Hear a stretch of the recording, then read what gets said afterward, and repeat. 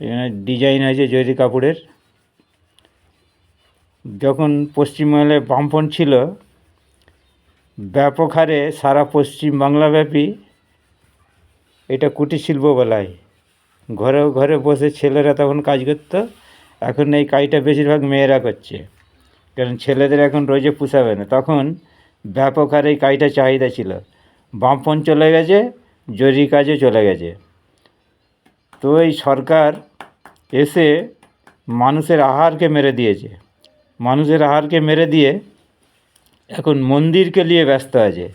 সরকারের কাজ মন্দির করা না মানুষের রুজি স্থান, কর্মস্থান তাকে জোগাড় করা। আজকে বেকার ছেলেরা চাকরি পাচ্ছে না, তারা মাঠে ময়দানে ধর্মতলায় বসে ধর্না দিচ্ছে।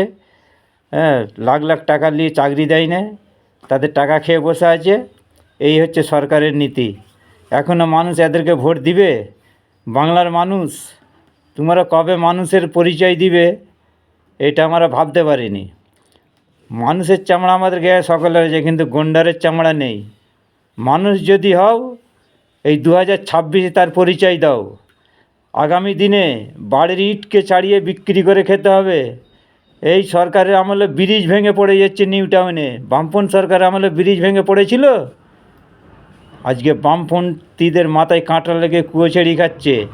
বলছিল বামপন্থীরা চুরি করে, যারা চুরি যদি করেছে তুমি তো ক্ষমতায়, তাদেরকে জেলে ঢুকাও না। আমরাও চাই যারা অন্যায়কারী হবে তাদের জায়গা হচ্ছে জেলখানা, ভালো লোকের জায়গা হচ্ছে গ্রামগঞ্জ, তাদের বাড়ি। কিন্তু অন্যায়কারীদের তো মানে বাড়িতে থাকার কথা নয়, তাদের তো মানে ঘর হচ্ছে জেলখানা। তো এই জেলখানায় তাদেরকে পাঠাতে হবে। সিপিএম হোক, কংগ্রেস হোক, জেলখানায় যদি যায় তৃণমূলে যাবে, আদার্স পার্টির লোক কেউ যাবে না। হ্যাঁ, কারণ যাদের মানে আইনি খাতায় যাদের নাম আছে তারাই ওই জেলখানায় যাবে। পুরো তৃণমূলের ক্যাবিনেটটাই জেলখানায় যাবে এই 2026 পরে।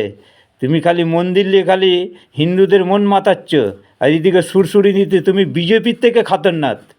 আমরা ভেবে লিয়েছি, পুরো বাংলার মুসলমান জেনে লিয়েছে তুমি বিজেপির থেকে খাতরনাক।